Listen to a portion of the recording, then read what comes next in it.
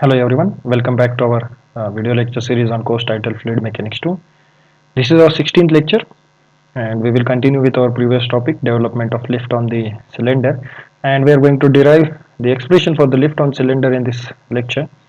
As we have discussed previously, whenever a constant circulation is given to a cylinder and if it is placed in uniform flow field, at that time due to the pressure difference, there would be a development of net vertical force on the cylinder, which is known as lift force. And this phenomena, development of lift on the rotating cylinder, is known as Magnus effect. And we are going to derive the expression for that lift in this lecture, which is also known as Kutto-Joukowski theorem. So let us consider a cylinder having radius r have been placed in uniform flow field. So we are going to compute the lift which is acting on this cylinder, which is rotating with the constant circulation and placed in uniform flow field. So we are going to compute the lift force which is acting on this cylinder. So for the computation of lift force, let us consider a small element ds. So we are going to compute the forces which are acting on the small element ds, and then by taking its integration we will compute forces acting on this whole cylinder, because we know that the symmetry of the flow pattern about this vertical axis is symmetrical, and that's why there is no drag force which is acting on this cylinder, on this rotating cylinder. So our net drag force which is acting on this cylinder is 0. So we are going to compute lift forces which are acting on this particular small element ds. So if that ds is projected at the center, then it is making an angle d theta. Ps is the pressure which is acting on the small element area ds and making an angle theta with respect to the direction of motion, with respect to the horizontal. Let us consider u is the velocity, uniform velocity or free stream velocity, which is measured at far distance from the cylinder in the upstream direction. Again, us velocity of the fluid on the surface of the cylinder. Now let's apply Bernoulli's equation at two locations. The location 1, which is located at far distance from the cylinder in upstream direction, and location 2, that is point 2, which would be located on the surface of the cylinder in such a way that both the points, point 1 and point 2, location 1 and location 2, should be located on the same streamline, on the same horizontal line. So our elevation at location 1 and location 2 would be the same. So z1 and z2 both will be the same. Again, why I am considering this location or point 1 at a far distance away in the upstream direction, because whenever the rotation, constant circulation given to the cylinder, at that time whatever the flow pattern of those streamlines will get disturbed in this zone, and due to the disturbance the velocity is going to change. And if the velocity is going to change, obviously when I am going to apply the Bernoulli's equation,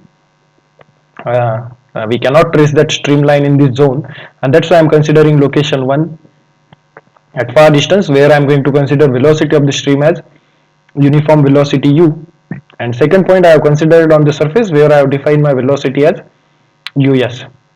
So after application of Bernoulli's equation, we can write down the equation as P upon rho g for the point 1, P upon rho g plus u square upon 2g is equal to Ps upon rho g plus us upon 2g, pressure head plus velocity head on the point 1 is equal to pressure head and plus velocity head at the point 2. Now after simplification, I can write down this equation for the Ps as Ps upon rho g is equal to P upon rho g plus u square upon 2g minus us square upon 2g.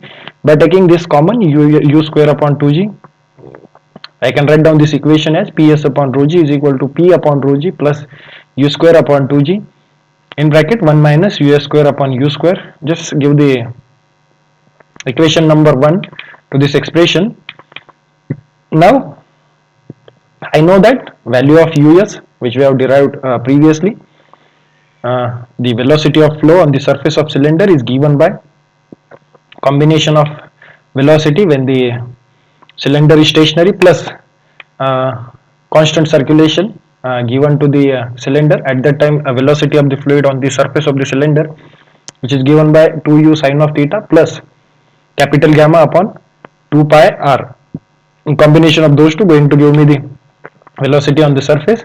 Let's put this value of velocity of flow on the surface in the previous equation, equation number 1. Again, multiply this equation on both sides with g, so g will get cancelled. Now ps upon rho is equal to p upon rho plus u square upon 2 1 minus, here us is equal to 2u sine of theta plus capital gamma upon 2 pi r whole square divided by u square. Now if I take the square of this bracket, I will get this equation, rest of the same.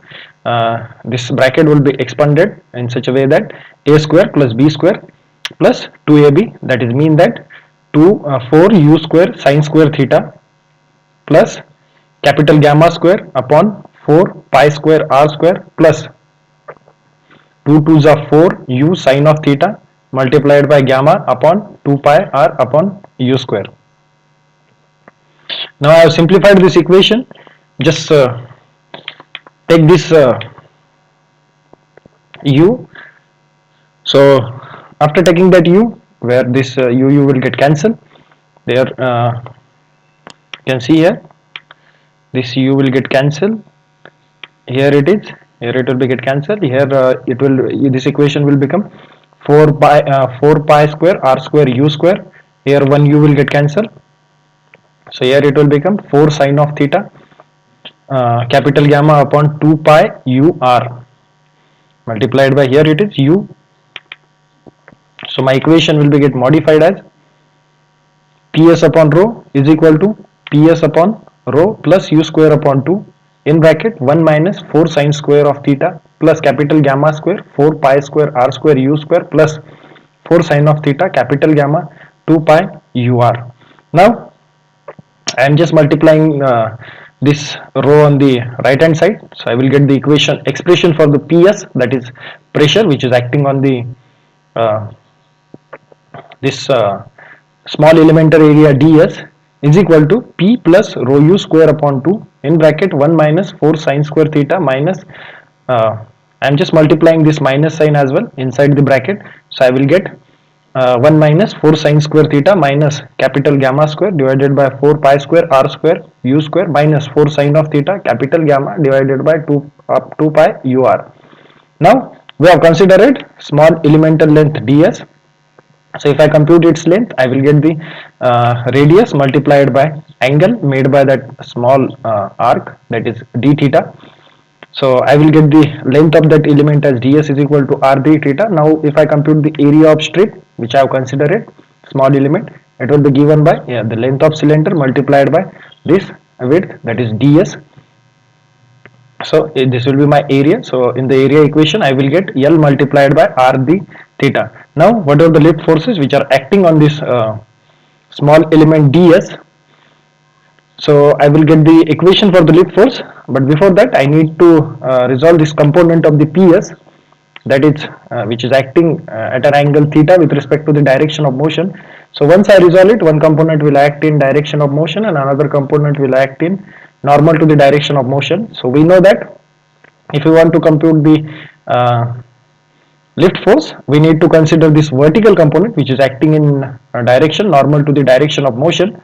So my lift force will be given by the component of ps which is acting in direction normal to the flow multiplied by area of the element. So I will get the expression for the lift force which is acting on this small elementary area ds.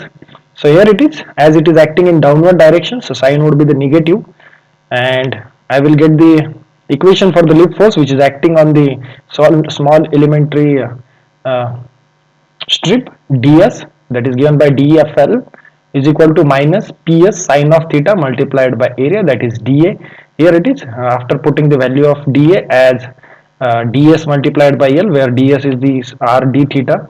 So the expression for this dfl I will get minus ps sine of theta multiplied by r d theta multiplied by L. This is the expression for the small of the lift force which is acting on this small elementary strip having length having thickness ds. So if I want to compute the lift force which is acting on this whole cylinder, I am going to take its integration over the whole cylinder. So my theta is going to, here it is variable is theta, so my theta is going to vary from 0 to 360, that is 2 pi. So I am going to take its integration and the limit of 0 to 2 pi. So here it is minus sign as it is, integration of from 0 to 2 pi ps sine of theta r d theta L.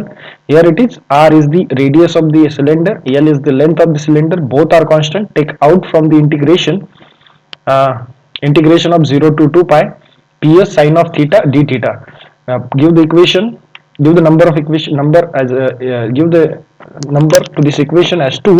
Now we have already derived the expression for the ps, which is given by ps is equal to p plus rho u square upon 2 in bracket 1 minus 4 sine square of theta minus capital gamma square divided by 4 pi square r square u square minus 4 sine of theta multiplied by capital gamma divided by 2 pi ur. Now just put this value of the ps in the equation number 2. We will get the expression for the lift force which is acting on the whole cylinder, that is given by Fl is equal to minus RL integration from 0 to 2 pi in bracket P plus rho u square upon 2 in bracket 1 minus 4 sine square of theta minus capital gamma square divided by 4 pi square r square u square minus 4 sine square 4 sine theta multiplied by capital gamma divided by 2 pi ur multiplied by the sine theta and d theta was the previous there. So this is our value, whatever I have put in the curly bracket. This is the value of ps. I have just put here. Just multiply this sine theta inside this bracket. So I will get the equation as in modified form. Minus RL integration from 0 to 2 pi p sine of theta. The first it will be get multiplied here. P sine of theta. Just keep this rho u square upon 2 as a common.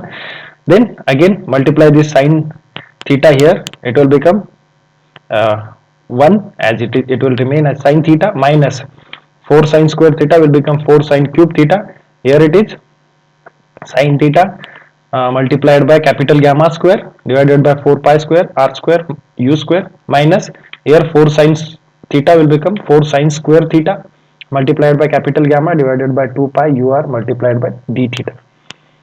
Now if I look at the formula which is given by integration of sine raised to n theta from 0 to 2 pi will be the value of this integration would be 0 for the values of n is equal to 1 3 5 7. That is mean that for all the odd powers of the n, when we take the integration from 0 to 2 pi, the value of this integration will be the 0. So just put the value of all the sine theta having power as odd power, that is having odd value, that is 1 3 5 7. So here it is, which values are going to reduce to the zeros. P sine of theta, this will become 0. Again sine of theta, this will also become 0. 4 sine cube theta, this will also become 0. Sine of theta, again odd power, it will also become 0. So what we have remained with minus 4 sine square of theta multiplied by capital gamma divided by 2 pi ur. Now just write down that equation in the modified format. Fl is equal to minus RL integration from 0 to 2 pi rho u square upon 2 minus 4 sine square theta multiplied by capital gamma divided by 2 pi ur multiplied by d theta. Now after the simplification here, these twos are 4 fours are cancelled. Again this 1 square and u will get cancelled, this rr would get cancelled. So what equation we are left with to take the integration further? For the integration, our remaining equation would be Fl is equal to L, as here minus minus has become plus, here it is minus minus has become plus, L multiplied by integration from 0 to 2 pi rho u in bracket sine square of theta capital gamma divided by pi. So just take this capital gamma divided by pi because this pi is constant, and we also assume that constant circulation is given to the cylinder. So though this quantity is also constant, take it out from the integration. Again density of the fluid is also constant. U is the uniform velocity, it is also constant. So take all those four terms out from the integration as those are the constant. Rho u L multiplied by capital gamma divided by pi. So what we need to take integration from 0 to 2 pi multiplied by sine square theta. Now we cannot take the integration directly, so just replace this sine square theta with 1 minus cos of 2 theta divided by 2. Again take this 2 1 by 2 out from the integration, what we are remained with 1 minus cos of 2 theta. Now integration of 1 minus 2 cos of 1 minus cos of 2 theta as given by this theta, integration of 1 will be the theta, and cos of 2 theta will be given by sine of 2 theta divided by 2, because we need to divide it with the coefficient of variable, that is 2. So here it is our integration, which is coming as 1 by 2 in bracket theta minus sine of 2 theta divided by 2. Lower limit is 0, upper limit is 2 pi. So my expression by putting upper limit and lower limit would be 1 by 2 multiplied by 2 pi minus sine 4 pi divided by 2, where the value of sine 4 pi is 0. So I am left with the only 1 by 2 multiplied by 2 pi. So here 2 get cancelled. I will get the value of expression for the FL as integration of 0 to 2 pi sine square theta d theta as pi. Just put that value in this expression. So I will get the final expression for the lift force as FL is equal to rho u L multiplied by capital gamma, because here it is pi and pi will get cancelled. So I will left with equation for the lift force is equal to rho u L multiplied by capital gamma, and this equation is known as Kutto-Joukowski equation. Now except the cylinder, this equation is also applicable for the other shapes like say aerofoil. So this same equation can be used in the aerofoil as well for the computation of lift force. That's all in this lecture. Thank you for watching.